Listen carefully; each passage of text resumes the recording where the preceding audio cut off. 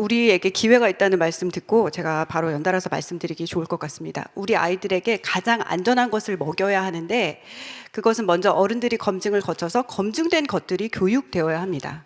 저는 현재 법 쪽에서 실제로 변호사 생활을 하고 있으면서 법률 용어가 여기 지금 교육 과정에 들어가 있는데 너무나 부정확하게 들어가 있는 현실을 보면서 이 법률 위반을 아이들에게 가르치고 있고 법률 용어를 혼탁하게 가르치고 있는 것에 대해서 좀 지적을 하면서 우리가 아직도 이런 논리를 들어서라도 막을 수 있고 아직까지 우리 법조계에서 그나마 많이 편향적으로 변화되는 판례들이 나오고 있지만 지금 교육 과정에 나와 있는 법률 용어 두 가지를 중심으로 말씀드리겠습니다. 첫 번째는 제가 사실 굉장히 우려하는 제 책의 125페이지에 나와 있는데 제가 우려하는 것 중에 하나는 자궁경부암 주사 부분인데요. 이것은 좀 딸 아이를 가진 엄마들은 한 번쯤 생각해 보실 문제인데 자세히는 말씀드리지 않고 간략히 말씀드리면 이 내용은 성병 예방이 자궁경부암 주사로 가능하다. 그리고 그걸 타인을 배려하기 위한 내용이다 라고 쓰여 있는데요. 사실 자궁경부암은 왜 걸리냐면 조기부터 성관계를 시작할 때 많은 상대방과 성관계를 할 때 걸리는 것입니다. 성병 예방을 위한 주사가 아니고요. 그리고 그걸 타인을 배려하기 위해서 이것을 맞으라는 것도 말이 안 됩니다. 자궁경부암 주사를 가르치려면 이렇게 가르치는 것이 아닙니다. 그래서 이것은 기술 과정이 아니라 보건 과정에서 자궁경부암의 기전을 가르치면서 왜 맞아야 하는지 그리고 자궁경부암을 예방하려면 어떻게 해야 되는지 왜 자궁경부암이 많아지는지 가르쳐야 되는데 성병 예방을 위한 타인을 위한 배려로 가르치고 있습니다. 이거 주의하시고 한번 보셨으면 좋겠습니다. 바로 126페이지에 있는 성적 자기결정권 말씀드리겠습니다. 성적 자기결정권이 중학교 교과과정부터 들어가 있습니다. 이게 사실 법률 용어입니다. 헌법에서는 어떻게 보고 있냐면 인간의 성생활에 관한 자율권인 기본권으로서 성행위 여부 및 그 상대방을 결정할 수 있는 권리입니다. 그러니까 성관계를 가질 수도 있고 가지지 않을 수도 있는 권리입니다. 그런데 이 성적 자기결정권이 인정된 판례들을 보면 간통죄, 혼인빙자 간음죄, 성전환자의 권리에 대해서 인정된 그런 판례들에서 인정되었습니다. 이 성적 자기결정권이라는 용어가 어디서 나오냐면 자기 운명 결정권이라는 기본권을 인정하고 거기서 파급돼서 나오는 걸로 보고 있습니다. 자기 운명 결정권은 어른들은 용어를 들으면 아시겠지만 스스로 자기의 운명을 방향을 정하여 개척하며 인생을 설계할 수 있는 자율권이다 라고 말합니다.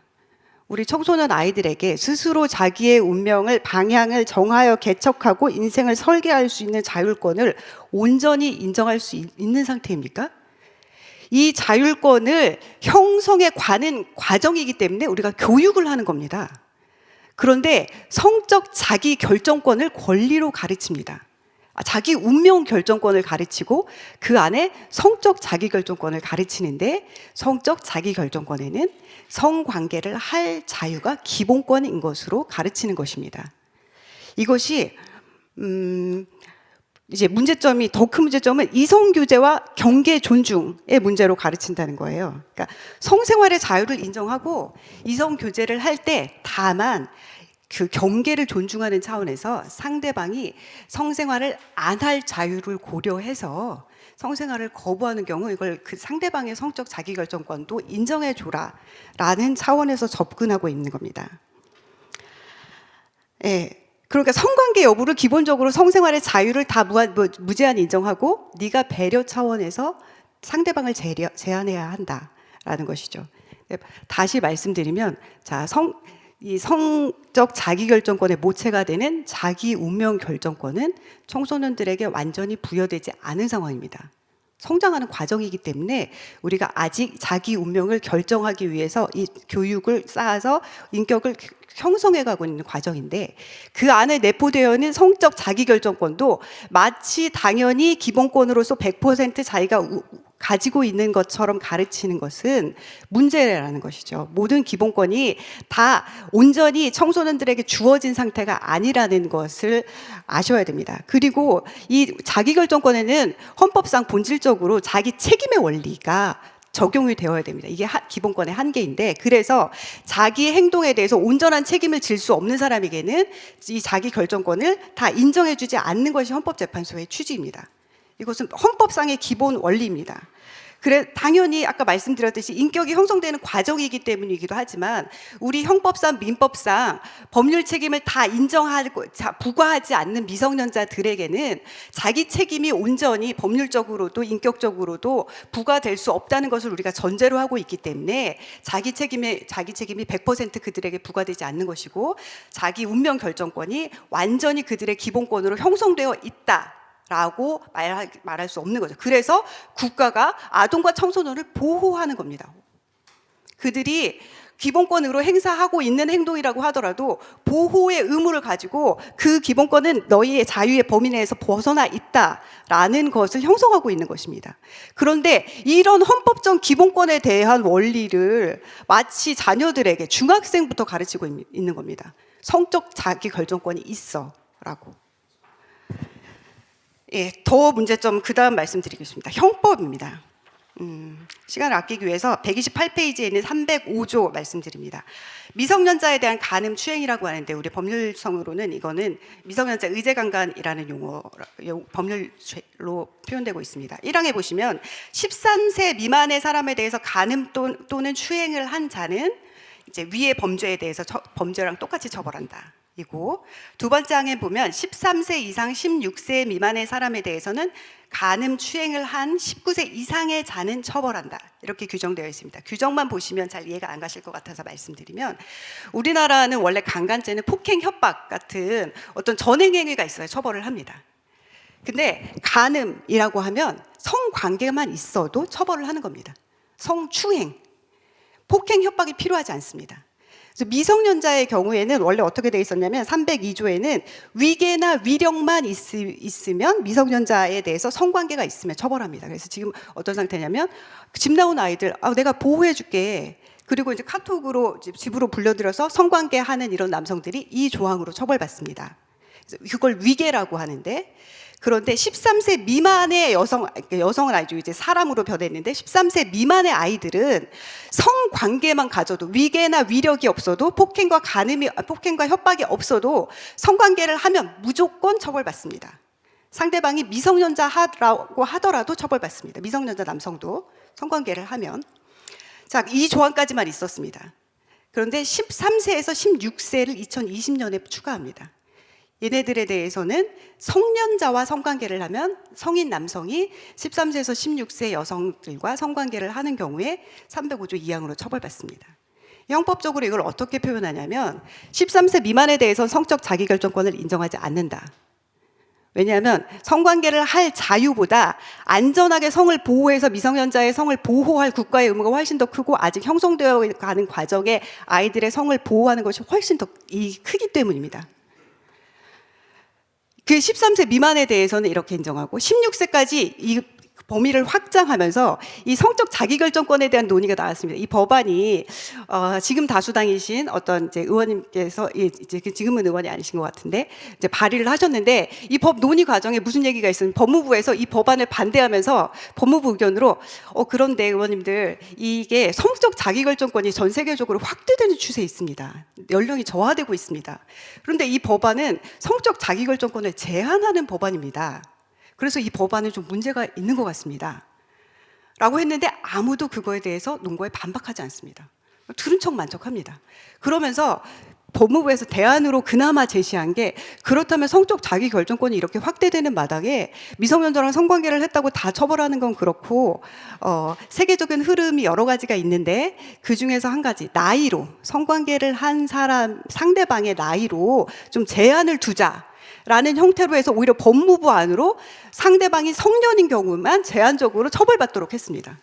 그러니까 원래 안은 상대방이 미성년 남성이라도 16세 미만인 경우에는 무조건 처벌받도록 했던 것입니다. 16세 미만자에 대해서는 성적 자기결정권이 제한받는 것이 국가적으로 필요한 일이다 라고 인정했던 것이고, 지금 현재도 이 법안은 13세 미만에 대해서는 성적 자기결정권이 인정되지 않는다. 물론 반대 입장에서는 그런 논문도 있어요. 성적 자기결정권을 인정하되 보호의 이익이 더 커서, 그게 그 말이죠.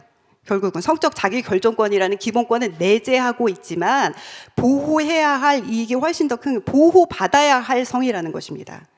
16세 미만까지는 이미 법적으로 이렇게 되어 있습니다. 지금 그래서 어떠냐면 19세 미만의 미성년 남성들이 중학생과 성관계를 해요. 성적 자기결정권을 이미 배우고 자란 아이들 아닙니다. 성의 자유에 대해서 성관계를 하다가 성년이 되면 상대방 여성 엄마가 고소를 할 수 있습니다.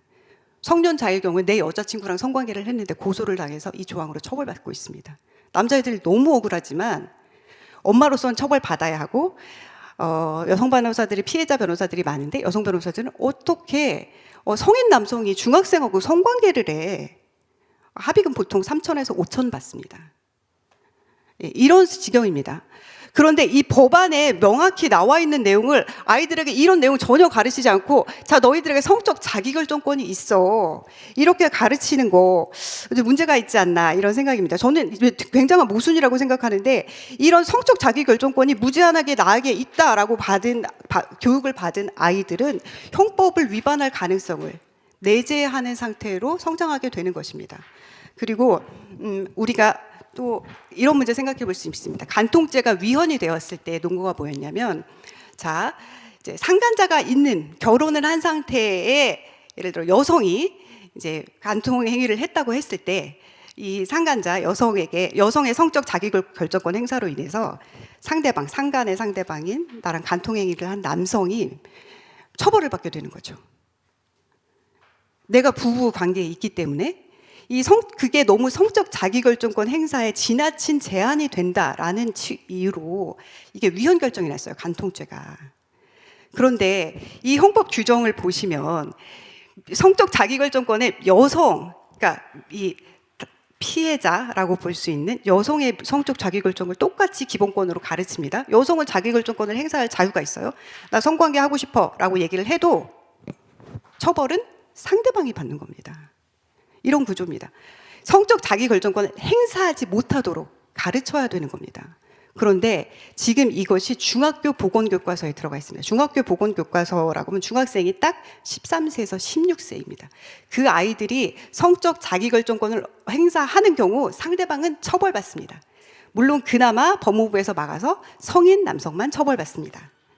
이렇기 때문에 어떤 범죄가 생기냐면 이은혜 씨의 예를 들어서 말씀드리면 얼마 전에 부산에서도 외교관 사건에서도 거의 비슷한 논쟁이 있었는데 미성년자 아이들이 성매매를 할 수 있습니다. 꼭 매매라고 용어 지을 수는 없지만 성을 이용한 그런 성인 남성을 이용하는 행위를 할 수 있는 상태인 것입니다. 그런데도 불구하고 성적 자기결정권을 가르친다는 것, 이게 먼저 그것도 게다가 이성교제에 있어서 상대방을 배려하는 차원에서 상대방의 성적 자기결정권을 배려하라라고 가르친다는 것이 자기 책임의 원칙을 먼저 가르치고 한계, 기준을 가르치고 그 다음에 자기가 가진 권리를 가르쳐야 할 것이고 지금 현재 우리 법상으로는 현행 법상으로는 성적 자기결정권은 최소한 16세 이하로는 16세 미만자에 대해서는 상당히 제한되게 인정되고 있다. 13세 미만에 대해서는 인정 안 되고 있다. 가르쳐서는 안 된다라는 것이 현행 법률의 태도라고 말씀드립니다. 그다음 이제 고등학교 보건과정에부터는 이제 성재생산 건강의 권리와 임신, 피임, 미혼부에 대한 교육이 나오는데요. 이제 성재생산 권리의 국제적인 흐름에 대해서는 오후에 현 교수님도 말씀해 주실 거라고 믿습니다.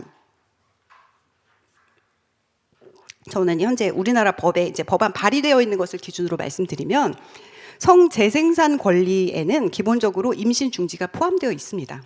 이게 마찬가지로 아까 말씀드렸던 성적 자기결정권을 좀 더 포괄적으로 보호받을 수 있는 권리로 이름 붙인 것이라고 생각하시면 됩니다.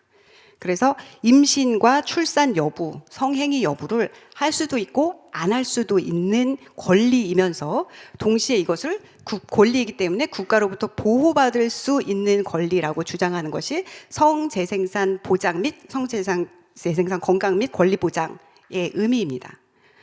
그렇기 때문에 당연히 성행위의 자유뿐만 아니라 임신, 출산 여부의 자유를 내포하고 있는 개념입니다. 자, 그런데 우리나라 낙태죄가 지금 현재 낙태가 합법화되었다고 많이들 얘기하시는데 아닙니다. 그리고 낙태라는 용어를 지웠다고 생각하기 때문에 이들은 이제 그 다음 용어로 성재생산 권리를 가지고 온 겁니다. 그런데 우리나라 형법을 대한민국 법전이 있고 거기 보시면은 제가 131페이지에 표시해 놓은 것처럼 형법이 낙태의 죄라는 장이 엄연히 나와 있습니다. 물론 그 밑에 헌법재판소의 불합치 결정이 났기 때문에 효력이 중단된다라는 용어가 써 있습니다. 이거는 헌법에 의한 것도 아니고 헌법재판소법에 따라서 법률에 따라서 효력이 중단되어 있는 상태인데 형법이 살아있는 상태입니다. 아직까지 남아 있어요. 그랬기 때문에 우리나라 국회에 형법 그 개정안 발의안이 6개가 올라가 있고 그 6개의 발의안에는 3개의 법률안이 낙태의 죄라는 장을 완전히 드러내서 이 용어를 없애자는 것이지만 반대로 정부에서 발의한 법안을 비롯해서 3개의 법안은 낙태죄를 살리되 일부 조건에 맞춰서 헌법 불합치 결정에서 나온 낙태가 사회적 현실에 맞지 않는 부분이 있다라는 지적을 못내 아쉽지만 받아들여서 제한적으로 낙태를 제한하는 형태로 법을 살리자는 법안이 나와 있고 국회의원들도 이미 다 알고 있고 이 낙태죄를 어떻게든 정리해야 된다. 그게 법적 불안정 상태거든요.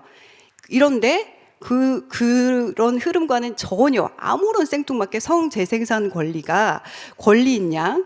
이 재생산 권리에는 기본적으로 낙태의 자유를 포함하고 있는 개념이기 때문에 우리나라 현실에선 절대 받아들일 수가 없습니다. 낙태가 없어졌기 때문에 불안정성을 해소하기 위해서라도 이 법안이 통과되어야 된다고 생각하신다면 절대 아닙니다. 형법이 통과되기 전에는 논의 안 되고 있는 문제가 지금 이것뿐만이 아니라 뭐 임신 중지라는 용어가 받아들여져야 되는지에서부터 지금 건강보험을 적용해 달라고 하는데 낙태에 대해서 그 문제도 법이 없기 때문에 할 수 있다라는 주장이 있는데 다 국회에서 캔슬당하고 안 된다. 국건강보험공단에서도 안 된다라고 하고 있는 상태입니다. 이런 법률 불안정적인 상태에서 지금 형법 조항이 남아 있는데 낙태를 포함하는 성재생산 권리 법안이 나와 있어서 법안이 아예 논의조차 안 되는 이유가 이건데 WHO에서 하고 있다고 유네스코에서 가르치고 있다고 해서 우리나라에서 이 권리를 고등학생들에게 가르치는 것이 맞습니까? 아직 어른들 선을 넘지 않은 권리입니다.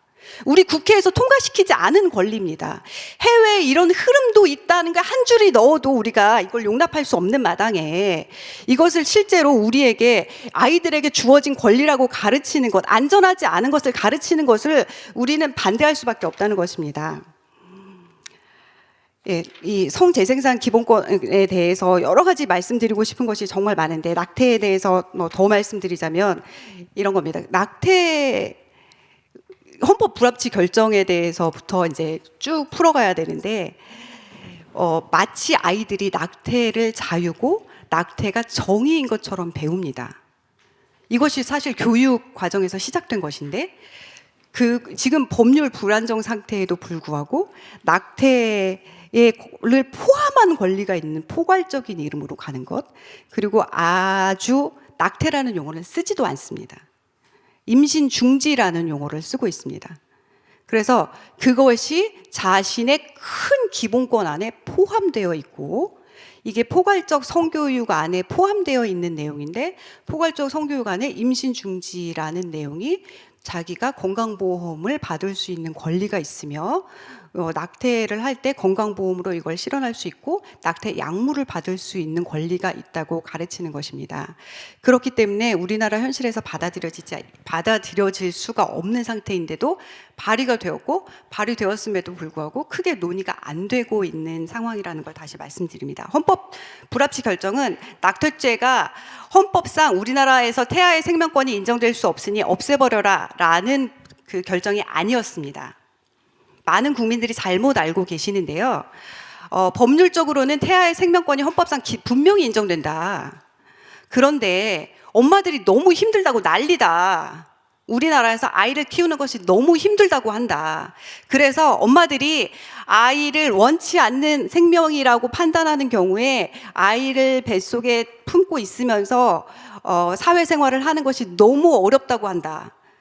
그러니까 이런 사회적인 문제와 어떻게 아이를 낳아서 잘 키울 수 있는지 고민이 지금 제대로 안 되고 있으니 조금이라도 이런 엄마들의 어려움을 덜어줄 수 있는 법안을 고민해라 라는 것이 헌법 불합치 결정의 내용이었고요.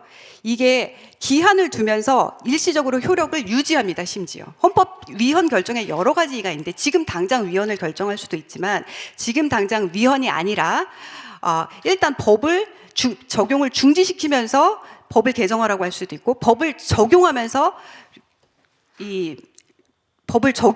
나중에 개정해라 라는 형태가 있을 수 있는데 이 형법 낙태죄는 법을 적용하면서 심지어 개정하라고 했습니다. 이유가 뭐냐면 이 조항이 갑자기 없어지는 경우 분명히 낙태가 늘어날 수 있다는 것을 헌법재판관들이 알고 있었고 이것을 우리나라 현실에서 드러내지 않는 것이 맞다고 생각했던 겁니다. 그런데 일부 입법자들이 자의적으로 이 법안을 그대로 딜레이시켜서 법안을 없는 상태로 만들어 놓고 심지어 그 다음 날 바로 이제 낙태죄가 없어졌다. 우리나라는 낙태죄로부터 자유다. 이런 선언을 해놓은 상태입니다. 이런 세뇌가 된 세대에 대해서 마치 이것이 권리인 양 가르치는 것은 절대로 용납될 수 없는 것입니다. 그리고 또 뭐 국제 관계에 대해서 말씀하시는 분들이 많이 계시겠지만 낙태죄도 없애라는 논란이 국제적으로 압박이 많이 있었음에도 불구하고 우리나라 현실상 안 된다는 유예를 계속 해왔던 것입니다. 심지어 우리나라가 가입한 조약에 대해서도 우리가 권고를 세계적으로 유엔의 권고를 그대로 수용해야 할 의무가 없습니다. 근데 유네스코에서 포괄적 성교육을 가르치라는 권고가 있었다고 해도 우리나라 형법이 정리가 안 되어 있는데 우리가 이걸 어떻게 가르칩니까? 라는 정당한 요구를 할 수 있는데 이것을 이렇게 안전하지 않은 것을 법에 넣는다는 것. 후에 나중에 아이들에게 성과 재생산 권리 안에 포함되어 있는 낙태가 자유라고 가르쳤다가 낙태죄가 남는 형태로 개정되면 어떻게 합니까? 범죄를 가르친 셈이 되는데요. 절대로 이런 용어가 지금 법안에 들어가 있어서는 안 될 겁니다. 일단 보이는데 가장 큰 거 두 가지에 대해서만 말씀드렸습니다. 이런 교육안이 이대로 시행되는 경우 아이들은 지금 현행법에 따라서 잠재적 범죄자가 될 수도 있는 교육을 받게 됩니다. 이걸 만약에 아까 800명이 된다고 하셨는데 그 800분 중에 한 명이라도 알고 이걸 넘겼다면 그분은 현행법 체제를 위반하기 위한 교육을 아이들에 시키기 위한 혁명교훈으로 키워내고 계신 거고 모르고 계셨다고 해도 교육 전문가들께서 현행법 체계를 몰랐다는 것이 문제입니다.